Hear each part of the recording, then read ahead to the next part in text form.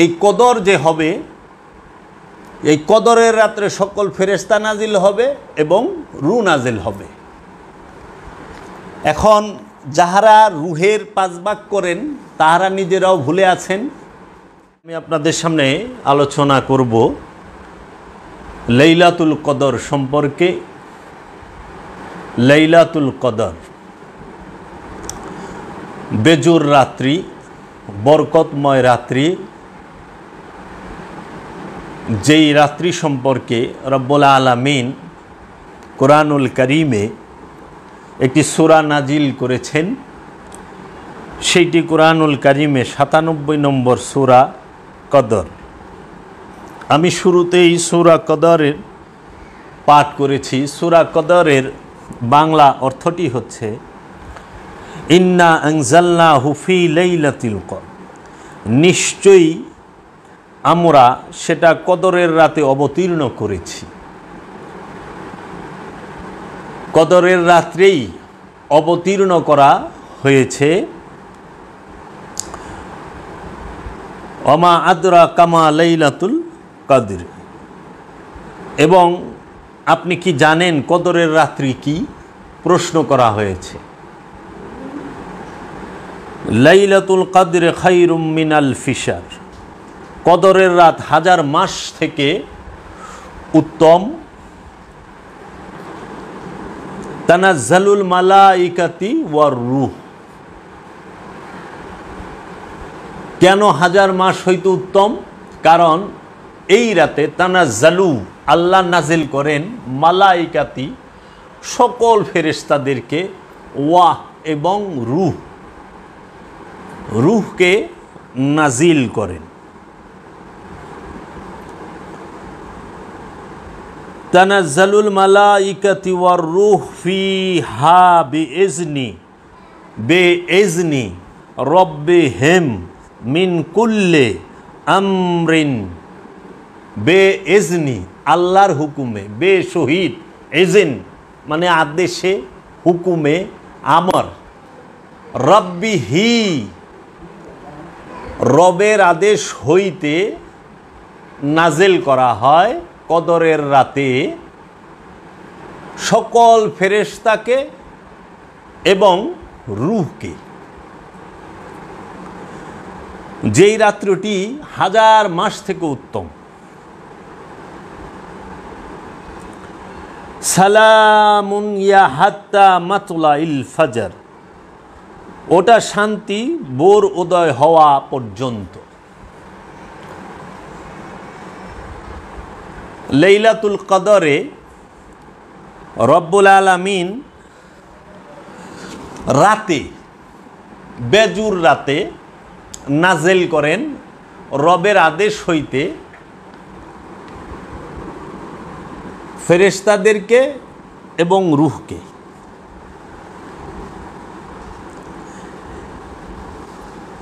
রবের আদেশ হইতে নাজিল হয়। নিশ্চয়ই আমি সেটা কদরের রাতে, নিশ্চয়ই, এখানে ইন্নি বলে নাই, ইন্না বলছে। ইন্নি মানে নিশ্চয়ই আমি, ইন্না মানে নিশ্চয়ই আমরা। কোরআনে 1 বচন, 2 বচন, বহু বচন আছে। কা, কুমা, কুম। কা 1 বচন, কুমা 2 বচন, কুম বহু বচন। কা আমি, কুমা আমরা, কুম আমরা সকলে, সবাই। কা, কুমা, কুম। এখানে বলা হয়েছে নিশ্চয়ই আমরা। আল্লাহ আমরা রূপে বলেছেন যে আমরা কদরের রাত্রে, যেই রাত্রটি 1000 মাস হইতে উত্তম এবং রবের আদেশ হইতে কদরের রাতে ফেরেশতাদেরকে এবং রূহকে নাজিল করা হয় রবের আদেশ হইতে। এইখানে দুইটি কথা থাকে। কদরের রাত 1000 মাস হইতে উত্তম। কদরের রাতে আল্লাহ রব্বুল আলামিনের আমর হইতে, আদেশ হইতে রূহ এবং ফেরেশতারা নাজিল হয়। আমাদের প্রচলিত সমাজে এই রূহ নাজেল হওয়ার কথা কুরআনুল মাজিদে স্পষ্টভাবে আছে। এটা জানা সত্ত্বেও আমাদের সমাজের এক শ্রেণীর মানুষ তাহারা এই রূহ নাজেলকে বলে থাকেন, যেখানে স্পষ্ট বলা হয়েছে রূহ এবং ফেরেশতা নাজেল হয়। সকল ফেরেশতারা, একটা দুইটা ফেরেশতা না, সকল ফেরেশতারা। এখন এই ফেরেশতারা কোথায় নাজিল হয়, কার উপরে নাজিল হয়? কদরের রাত্রে রব্বুল আলামিনের রবের আমর হইতে, আদেশ হইতে, কদর রজনীতে, বেজুর রাত্রিতে রবের আমর হইতে, রবের আদেশ হইতে সকল ফেরেশতা নাজিল হয় এবং রূহ নাজিল হয়। কোথায় নাজিল হয়, কার উপরে নাজিল হয়? সেই নাজিল হওয়াটি অবশ্যই পবিত্র নফসের ওপরে, নফসের উপরে, কলবের উপরে এই নাজিল হওয়াটি। আমাদের সমাজে শত শত বছর ধরে এই সূরা কদরের যে অর্থটি, সেই অর্থটি মানুষের সামনে ভুল করা হয় মূল বিষয়টাকেই। মূল বিষয়টা হলো রূহ নাজিল হয়েছে। এখন আমাদের সমাজে এক শ্রেণীর কোরআন অনুবাদকরা, এক শ্রেণীর আলেমরা এই রূহের বাংলা অর্থ করেছেন, অনুবাদ করেছেন কোরআন। সবাই জানে, আমরাও ছোটোবেলায় জানতাম, যখন মাদ্রাসায় পড়ি তখনও জানি যে এই কদরের রাত্রে রূহ নাজিল হয় এবং এই কদরের রাত্রে কোরআন নাজিল হয়। এই কদরের রাত্রে কোরআন নাজিল হয় এবং এই কদরের রাত্রে আমল করলে অনেক অনেক বেশি সওয়াব পাওয়া যায় এবং যার নসিবে কদর রাত আসে সে ভাগ্যবান, নিঃসন্দেহে, এবং অনেক সওয়াব হয়, এটাও সত্য। কদর রাত্রি আমলের ভিতরে কাটানোই সবচেয়ে উত্তম। এই কদরের আবার দুইটা দিক আছে, একটি হাকিকি দিক, একটি মেজাজি দিক, একটি বাহিরের দিক, একটি ভেতরের দিক। একটি অনুষ্ঠানিক কদর, আরেকটি হইল হাকিকতে কদর। এই কদর রাত্রে রূহ নাজিল হয়, কোরআন বলতেছে, আর আলেম বলতেছে কদরের রাত্রে কোরআন নাজিল হয়। কোরআন বলতেছে কদরের রাত্রে রূহ নাজিল হয়, আর আমাদের আলেম সমাজ বলতেছে কদরের রাত্রে কোরআন নাজিল হয়। যখন জিজ্ঞেস করা হয় যে এখানে তো লেখা আছে স্পষ্ট, তানাজ্জালুল মালাইকাতি ওয়া রূহ, তানাজ্জালুল মালাইকাতি, আমরা নাজিল করি, মালাইকাতি সকল ফেরেশতাদেরকে, একজনও বাদ নাই। যদি সেই ফেরেশতাদের মধ্যে হযরত জিবরাইল, হযরত মিকাইল, হযরত ইসরাফিল এবং হযরত আজরাইলও থাকে, তাহারও নাজিল হয়। কারণ সকল ফেরেশতা বলছে মালাইকাতি, মালাইক, মালাইকাতি, এখানে বলছে সকল ফেরেশতাদের নাজিল করে, ওয়া রূহ, এবং রূহ। এখন দুর্ভাগ্য আমাদের সমাজে এক শ্রেণীর আলেমরা এই রূহকে কোরআন অনুবাদ করেছেন, আবার অনেকে অনুবাদ করেছেন জিবরাইল ফেরেশতা। আল্লাহ বলছে আমি কদরের রাত্রে রূহ নাজিল করছি। এখন অনুবাদক, আলেম, বক্তা আমাদেরকে ওয়াজ করে এবং আমাদেরকে কোরআনের আরবি, কোরআনের বাংলা অনুবাদ করে শিখিয়েছে যে কদরের রাত্রে কোরআন নাজিল হয়, জিবরাইল ফেরেশতা নাজিল হয়। কেউ বলছেন তাহলে জিবরাইল শব্দটাও কোরআনে আছে, সূরা বাকারার ভিতরে দুইটা আয়াত আছে, আপনারা একটু যায় দেখবেন। এবং এই কোরআনের ভিতরে কোরআন শব্দটাও আছে। যেরকম আপনারা যদি খেয়াল করেন, কোরআনের ভিতরে সূরা বাকারার 185 নম্বর আয়াতে কোরআন শব্দটি আছে এবং কোরআন শব্দটি অসংখ্যবার কোরআনে আছে। তাহলে কোরআন শব্দটিও আরবি, জিব্রাইল শব্দটিও আরবি, রূহ শব্দটিও আরবি। কিন্তু দুর্ভাগ্য, এক রূহের কত রকম অর্থ করা হয়েছে আপনারা যদি একটু দেখেন, আপনারা এই যে ভুল অনুবাদগুলো পড়ে দেখবেন। রূহের বাংলা করা হয়েছে, বাংলা অর্থ করা হয়েছে কোথাও কোরআন, কোনো কোরআনের অনুবাদে করা হয়েছে রূহের বাংলা অর্থ রূহ আপনার জিব্রাইল ফেরেশতা, কোনো বাংলা অনুবাদে করা হয়েছে পবিত্র আত্মা। এখন এই রূহ কদরের রাত্রে নাজিল হয় বিদায়ী কদরের রাতটা এত মর্যাদাময়, এত মর্যাদা সম্পন্ন ফেরেশতা নাজিল হয়। এই কুরআনুল কারীমে এই সূরা কদর সম্পর্কে বলা হয়েছে, সূরা কদর এই রাত, সূরা কদরের মধ্যে বলা হয়েছে এই রাত্রি 1000 মাস থেকে উত্তম, 1000 মাসের চেয়েও একটা রাত বেজুর রাত্রিটা উত্তম। এবং এখানে বেশ কিছু প্রশ্ন করা হয়েছে। এই বেজুর রাত্রিটির মধ্যে রব্বুল আলামিন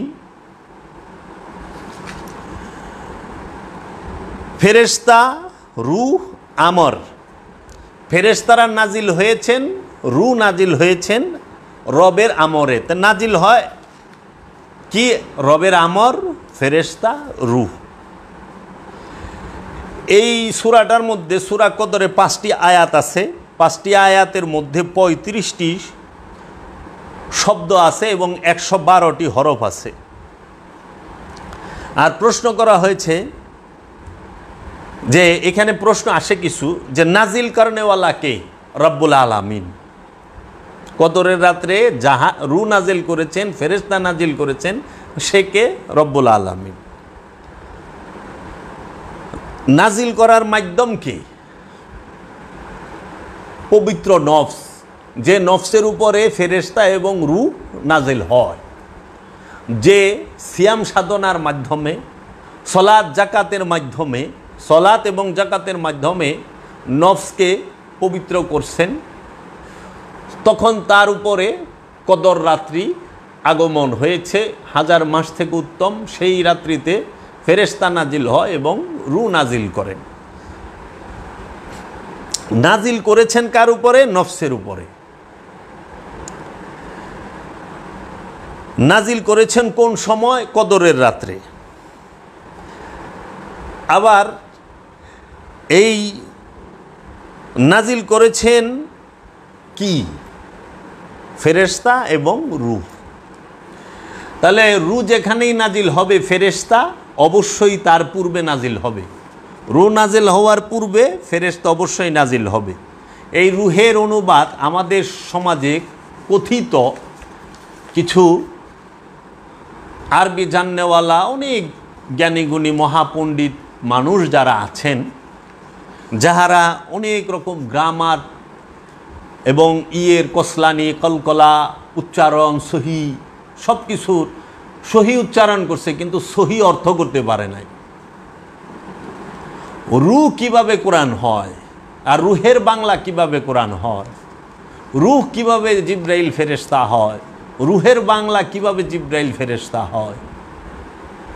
আবার এক দল তো এমনই করছে, রূহের বাংলা আত্মা করছে, ঠিক আছে, আত্মার আবার 5 ভাগ করছে, রূহুরে 5 ভাগ করছে।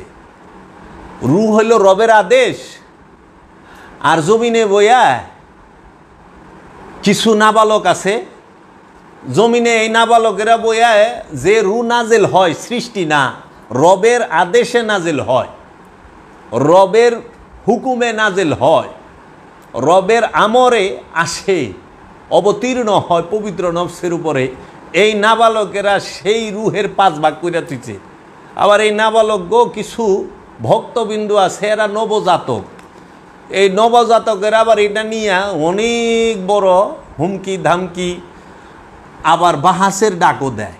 তো এই নাবালকদের যদি এই আলোচনা থেকে একটু হুঁশ আসে, এক রূহ, এই রুহের বাংলা অর্থ কোরআন হইল, আলেম সমাজ কোরআন করল। রুহের বাংলা অর্থ আলেম সমাজই জিব্রাইল ফেরেশতা করল। রুহের বাংলা অর্থ কিছু লোক তারা আত্মা করে আত্মাকে আবার 5 ভাগ করলো। সেই রুহের 5 ভাগ কি? রুহে জামাদাত 1 নাম্বার ভাগ, রুহে হাইওয়ানি, রুহে জামাতি, রুহে নাবাতি, রুহে হাইওয়ানি, রুহে কুদসি, রুহে রহমানি। এই রুহের 5 ভাগ তাহারা করেছেন। এখন জিব্রাইল তিনি ফেরেশতা, এটা আমি কোরআনে পাই নাই। কারণ জিব্রাইল যে আয়াতে আছে, জিব্রাইল শব্দটি, সেই আয়াতটি আপনি সূরাতুল বাকারার 97 নাম্বার আয়াতে পাবেন। আপনারা একটু খুলে দেখতে পারেন। সেখানে বলা হয়েছে, বলুন যে হয় জিব্রাইলের শত্রু, সুতরাং নিশ্চয় সে তাহা নাজিল করিয়াছেন তোমার কলবের উপর আল্লাহর হুকুমে, সত্য বলিয়া স্বীকৃতিদাতা, যাহা তোমার হইতে তোমার হাতের মধ্যে, এবং হেদায়েত এবং মুমিনদের জন্য সুসংবাদ। এবং জিব্রাইল শব্দটা সূরা বাকারার 98 নম্বর আয়াতে আছে, যে আল্লাহর শত্রু হয় এবং ফেরেশতাদের শত্রু হয় এবং তার রসুলদের শত্রু হয় এবং জিব্রাইলের এবং মিকাইলের, সুতরাং নিশ্চয়ই আল্লাহ কাফেরদের জন্য শত্রু। একটু খেয়াল করেন, জিব্রাইল যদি ফেরেশতা হইতো তাইলে সূরা বাকারায় কেন বলল মান আদুওয়ান লিল্লাহি ওয়া মালাইকাতিহি ওয়া রুসুলিহি ওয়া জিব্রাইলা ওয়া মিকাইলা ফা ইন্নাল্লাহা আদুউন লিল কাফিরিন। যে আল্লাহর শত্রু হয় এবং ফেরেশতাদের শত্রু হয় এবং তাহার রসুলের শত্রু হয়, জিব্রাইলের শত্রু হয়, মিকাইলের শত্রু হয়, সুতরাং নিশ্চয়ই কাফেরদের জন্য সে শত্রু। এবং এই জিব্রাইল সম্পর্কে দেখবেন 112 নম্বর, 66 নম্বর সূরার 4 নম্বর আয়াতও উল্লেখ আছে। জিব্রাইলকে মালাইকাতির ভিতরে পাই না, কিন্তু জিব্রাইল নামটি এবং জিব্রাইলের কথা কোরআনে উল্লেখ আছে। আল্লাহ রব্বুল আলামিন যখন ওহী নিয়ে রব্বুল আলামিন স্বয়ং আগমন করেন এবং রসুল ও নবীদেরকে যখন স্বয়ং রব্বুল আলামিন নিজে সাহায্য করেন, যেই রূপে করেন সেই রূপটির নামই জিব্রাইল।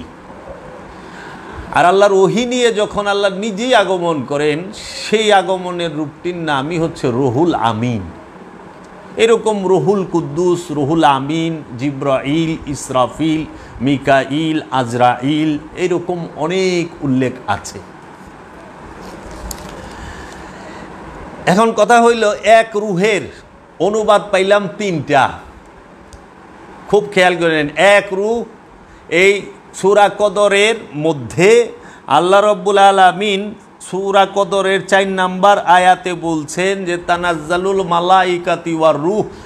আমরা এইখান থেকে জানতে পারি সূরা কদরের 4 নম্বর আয়াতে যে আল্লাহ রব্বুল আলামিনের আমরে, হুকুমে সকল ফেরেশতারা নাজিল হয়েছেন এবং রূহ নাজিল হয়েছেন। কিসে? পবিত্র নফসের উপরে এবং কলবের উপরে, রসুলের।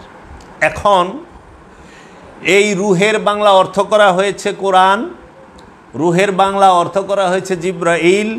রুহের বাংলা অর্থ একটা শ্রেণী করেছেন আত্মা, রূহ, এবং তাহারা সেই আত্মা রুর 5 ভাগও করছেন। সেই 5 ভাগের নাম রুহে জামাতি, রুহে নাবাতি, রুহে হাইওয়ানি, রুহে কুদসি, রুহে রহমানি।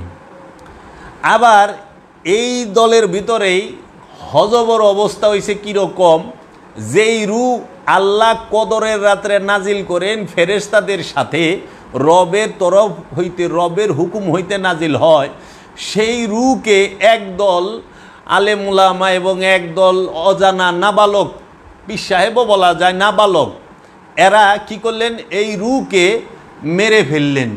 বললেন রুহের মরণ হয়েছে, রূহ মারা গিয়েছে, ওনার রূহটা মারা গিয়েছে। আচ্ছা, তারা রূহকে নাপাক করলে ফেললেন, বললেন যে রূহ নাপাক হয়ে গেছে, রূহ অপবিত্র হয়ে গেছে।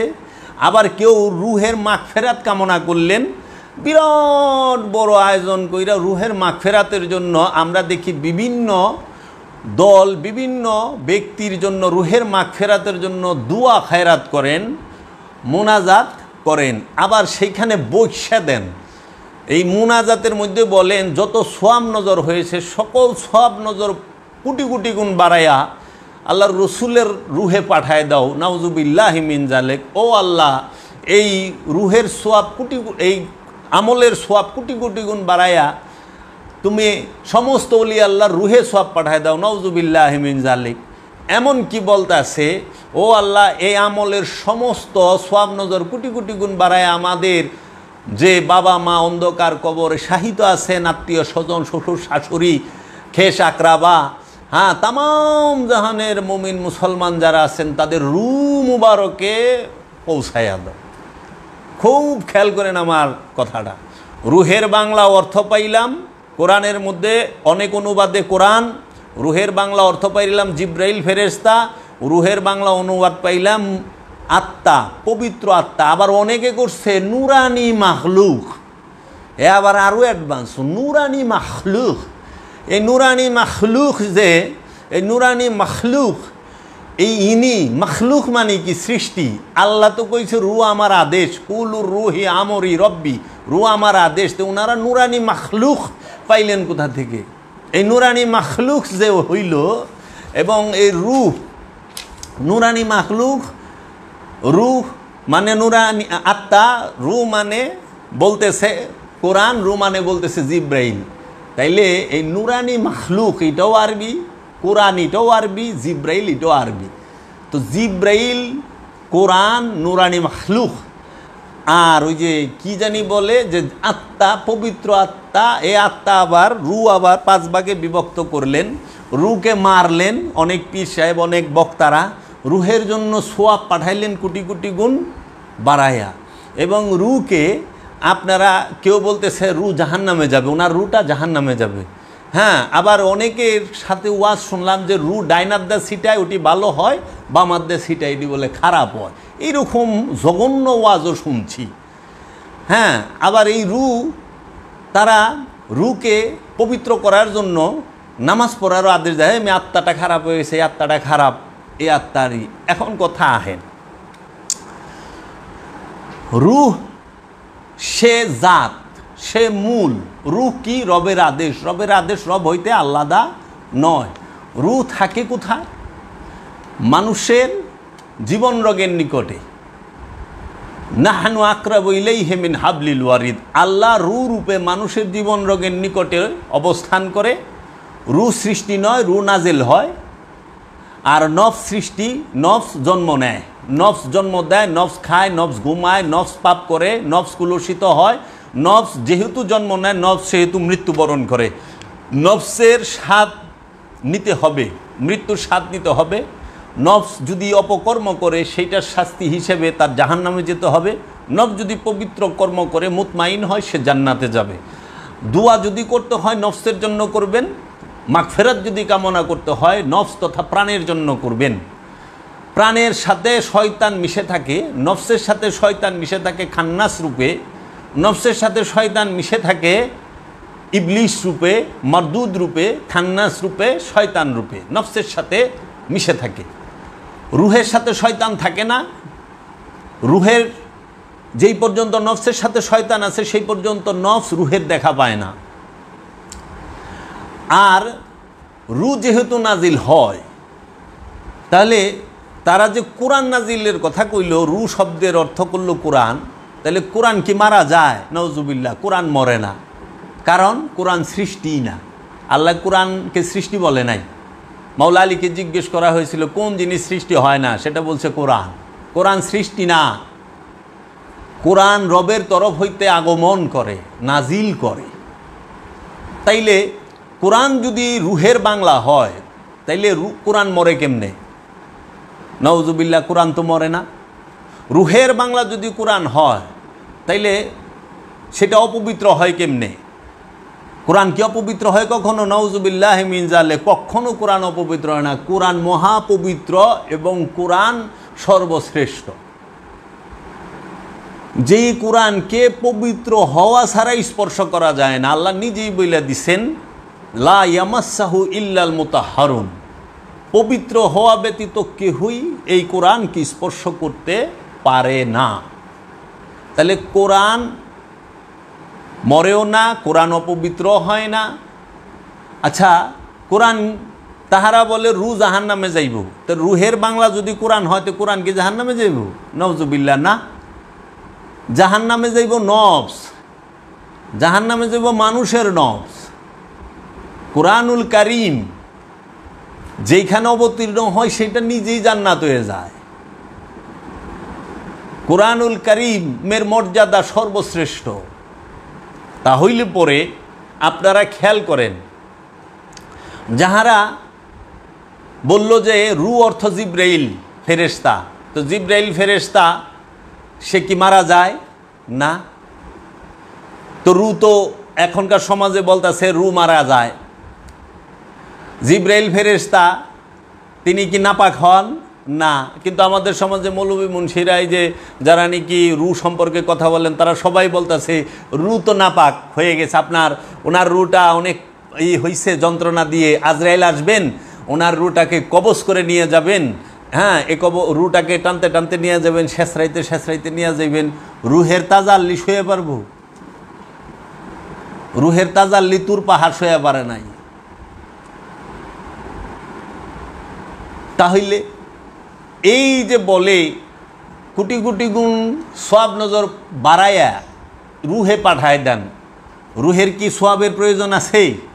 রুহের বাংলা যদি জিব্রাইল হয়, তা জিব্রাইলের কি সওয়াবের প্রয়োজন আছে? তাও আবার এইরকম চাंदा लेने वाला जो मुल्ला है उसको उसी से जो चांदा मांग रहा है उसी से जिब्राइल को तुमने सवाब भेज रहे हो, क्या तमाशा लगा कर रखा है यार, कुछ तो शर्म करो। একটু লজ্জাবোধ তো থাকা দরকার তাদের, যারা রুহের পাঁচ ভাগ করেন, যারা রুহের অর্থ কোরআন করেন, যারা রুহের অর্থ জিব্রাইল ফেরেশতা করেন। কেন রুহের অর্থ রূহ করলেন না? কেন রুহের অর্থ যদি বাংলায় করতেই হয় তাহলে করবেন পরমাত্মা? তাও সঠিক হয় না ভাষা স্বল্পতার কারণে। কারণ পরম কইতে হবে। জীবের হয় প্রাণ, জীবের প্রাণ হয়, তো আমরা সবাই জীব, প্রাণীর প্রাণ হয়। মানুষ সে প্রাণ নিয়ে বসবাস করে, প্রাণ আছে বলেই প্রাণী। তো জীবের হয় প্রাণ, মানুষের হয় প্রাণ, আত্মা হয় না। পরমকে রুকে রুই বলতে হয়, রুহের কোনো অর্থ হয় না। রু রবের আদেশ, রু রহস্যময়, রুহের বিষয়। যিনি রূপ প্রাপ্ত হন তিনি বলতে পারেন। কবরের ভিতরে রুটা কষ্ট করবে, রুহের জন্য দোয়া করেন, রুহের পাঁচ ভাগ করেন। আবার কইছে রুহে জামাতি, রুহে নাবাতি, রুহে হাইওয়ানি, মানে জানোয়ারের রূহ। জানোয়ারের রূহ পাইলেন কই? পশু পাখির আছে নফস, পশু পাখির মধ্যে আমিত্ব নামক খান্নাস রূপী শয়তানও নাই, পশু পাখির মধ্যে রূপী রবের আমর আদেশও নাই। তাই পশু পাখির জন্য জান্নাত জাহান্নামের কোনো ব্যবস্থা নাই। পশু পাখির জন্য এই রু এবং শয়তান নফসের সাথে না থাকার কারণে এই পশু পাখির জন্য কোনো ইবাদতের ব্যবস্থা নাই। পশু পাখি এবং প্রাণীকুল তাহারা পাকায়া খায় না, কারণ তাদের মধ্যে খান্নাসরূপী শয়তান দেয় নাই, কিন্তু নফস আছে। সেই নফসের কিছু খাসিলত আছে, স্বভাব আছে। সেই যে এরকম নফস নিয়ে অবস্থান করে তার সেই রকম খাসিলত স্বভাব, এই স্বভাব নফসের। রু নাজেল হয়, রু সৃষ্টি হয় না, পশুকুলের মধ্যে রু দেওয়া হয় নাই। তাইলে যারা নাকি অনুবাদ করলো, সালাম, যাহারা নাকি রুহের অনুবাদ বাংলা করলো যে কি আত্মা, ঠিক আছে, কিন্তু আত্মার তো 5 ভাগ হয় না। এর জন্য সার বল যারা রুহের ভাগ করেন। এখন দেখেন, রু যদি জিব্রাইল হয় তাহলে রু মরে কিভাবে? কখনোই না, রু মরে না। এবং রু যদি কদরের রাতে নাজিল হয় তাহলে রুহ মরে কিভাবে? রু তো নাজিল হয় কদরের রাতে, তাও আবার সবার উপরে না, সবার মধ্যে না। যিনি পবিত্র নফসের, পবিত্র কলবের অধিকারী, তার উপরে নাজিল হয়। আপনি চায় দেখেন, রু যে নাজিল হয় কোথায়? পবিত্র নফস, পবিত্র কলবের উপরে। আর যেটা নাজিল হয় সেটা মারে কিভাবে? আর নাজিল কি সবার মধ্যে হয় না? ওই সৌভাগ্যবান যে যার জাকাত সালাত আদায় হয়ে, সালাত কায়েম হয়েছে, জাকাত আদায় হয়েছে, এবং যে ইফতার করে ফেলেছে, এবং যে সেহরি করে ফেলেছে। সালাত মানে কি? টু কানেক্ট, আল্লাহ রসুলের সাথে সংযোগ, যোগাযোগ, প্রচেষ্টার নাম সালাত। যার সাথে আল্লাহ রসুলের যোগাযোগ, সংযোগ হয়ে যায় তিনি সালাত কায়েম করে ফেলেছেন। জাকাত কি? সালাত কার জন্য? সালাত কি দেহের জন্য? না, সালাত হচ্ছে মনের জন্য, প্রাণের জন্য, নফসের জন্য। নফস সে সালাত করবে, প্রাণ মন সে সালাত করবে। জাকাত কার জন্য? জাকাত কি মালের জন্য না নফস আর মনের জন্য, মন প্রাণের জন্য? মন আর প্রাণের জন্য জাকাত, মালের জন্য তো জাকাত না। মালের জন্য সাদকা, আবার সেই সাদকা দিবেন গরিব মিসকিনকে। সাদকা মানে দান করবেন, আপনি গরিবের সম্পদ আছে দান করেন। তাই জাকাতের হুকুম আমানুর উপরে, জাকাতের হুকুম আমিরের উপরে না। আমির যিনি, ধনী যিনি, মালদার যিনি, তার উপরে সাদকার আদেশ আছে। আর আমানু মানে বিশ্বাসী। আমানুকে যিনি রসুলের কাছে মুরিদ হয়েছেন, যিনি রসুলের কাছে বায়াত হয়ে রসুলের ইচ্ছা মতো, রসুল যেভাবে বলে সেইভাবে এবাদত বন্দিগি করেন, আমল করেন, কর্ম করেন, তিনি আমানু, প্রাথমিক বিশ্বাসী। এই আমানু উপরে জাকাত ফরজ। সে আমানু, সে ভিক্ষুকও হইতে পারে, সে দিন মজুরও হইতে পারে, সে মুচি বলেন, চামার বলেন, জেলে বলেন, যেই কর্ম করুক সে আমানু হইতে পারে। মোট কথা রসুলের উপরে তার বিশ্বাস থাকতে হবে, রবের উপরে বিশ্বাস, এবং রসুলের উপরে যাহা যাহা নাজিল হয়েছে সব কিছুর উপরে বিশ্বাস করতে হবে। তাই আমানুর উপরে সলাত এবং জাকাত ফরজ। এখন লাগাই দিছে ধনীর উপরে জাকাত ফরজ, গরিবের লেগে জাকাত নাই। কে কইছে? যে আমানু, যিনি কুলুষিত নফসের অধিকারী, তার অবশ্যই জাকাত দিতে হবে রসুলের কাছে, আল্লাহর কাছে। তাই জাকাত 2 প্রকার। একটা হইল মালের জাকাত, মালের জাকাত দিবেন, মাল পবিত্র হবে, নফস তো আর পবিত্র হবে না, খান্নাস তো আর পবিত্র হইব না। পৃথিবীর বড় বড় ক্রিমিনাল যারা আছেন, বড় বড় সম্পদ জমাকারী ডাকু যারা আছেন, যারা শ্রমিকের বেতন দেয় না কিন্তু জাকাত দেয় এলাকায়, এই লোকগুলো যদি জাকাত দিলে পবিত্র হইত, তো মালের জাকাত দিলে কবে পবিত্র হয়ে যাইত? মালের জাকাত দিলে নফস পবিত্র হয় না, হয়তো মাল পবিত্র। আর মাল পবিত্র কী হইব? টাকার মধ্যে তো শয়তান নাই, স্বর্ণের মধ্যে তো শয়তান নাই, হীরা গহনার মধ্যে তো শয়তান নাই, দান চাউলের মধ্যে তো শয়তান নাই।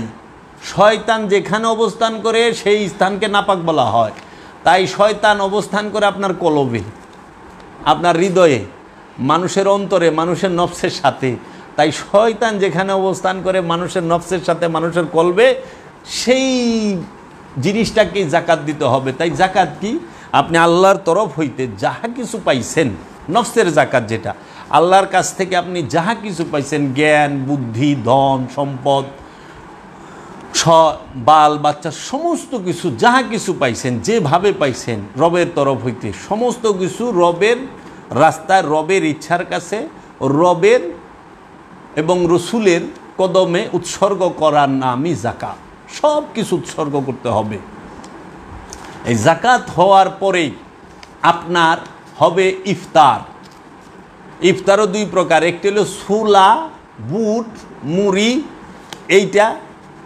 আরেকটা হইল খান্নাস মুক্ত হওয়ার মুহূর্তই হচ্ছে হাকিকতে ইফতার। ইফতারও দুই প্রকার, একটি মেজাজি, একটি হাকিকি।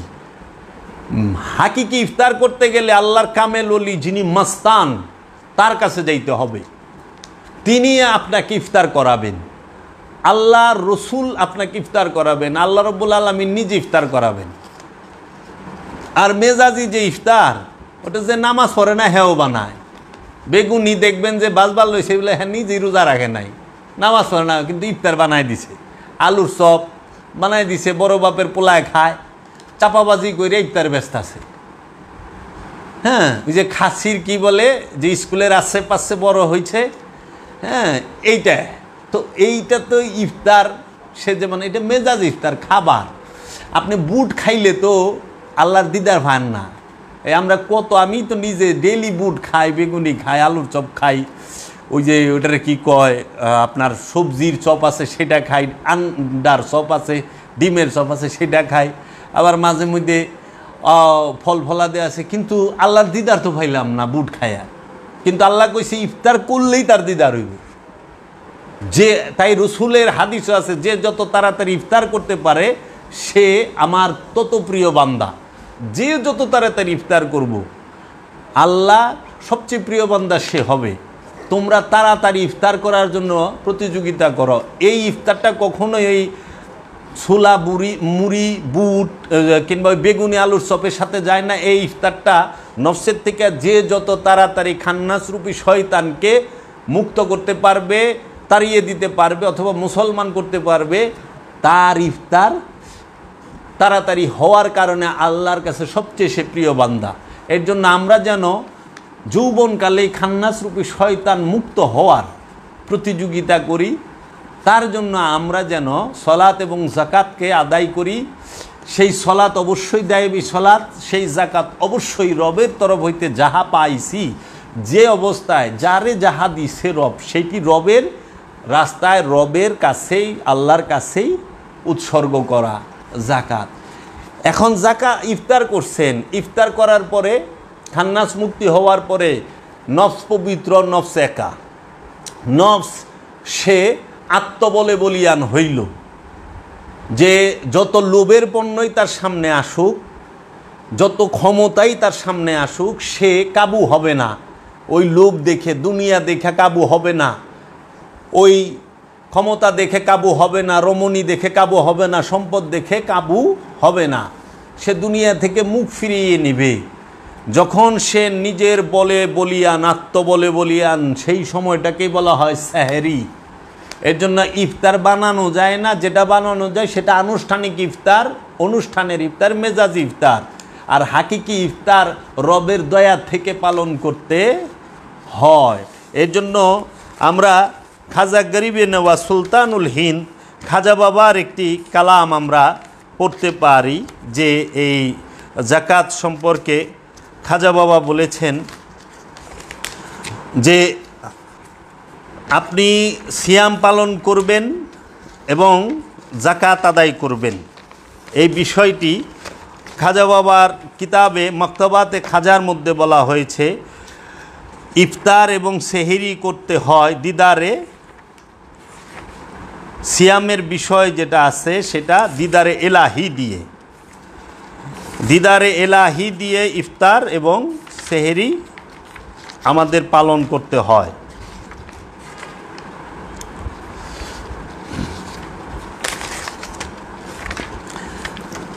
খাজা বাবা বলেছেন যে দিদারে এলাহি দিয়ে তোমরা সিয়াম শুরু করো এবং দিদারে এলাহি দিয়েই ইফতার করো এবং দিদারে এলাহি দিয়েই তোমরা সেহরি পালন করো। আল্লাহ রব্বুল আলামিনও কোরআনে বলছেন যে রোজা আমার জন্য এবং রোজার প্রতিদান আমি আল্লাহ নিজে। সিয়াম আমার জন্য, সিয়ামের প্রতিদান আমি আল্লাহ নিজে। তাই আমরা অনেক সময় ভুলের ভিতরে অনেক সূক্ষ্ম সূক্ষ্ম ভুল করে থাকি, যেগুলো আমাদের দ্বারা হওয়া উচিত না। এই সময়ের মধ্যে এই কদরের রাত্রি, আগামীকাল পবিত্র লাইলাতুল কদরের রাত্রি,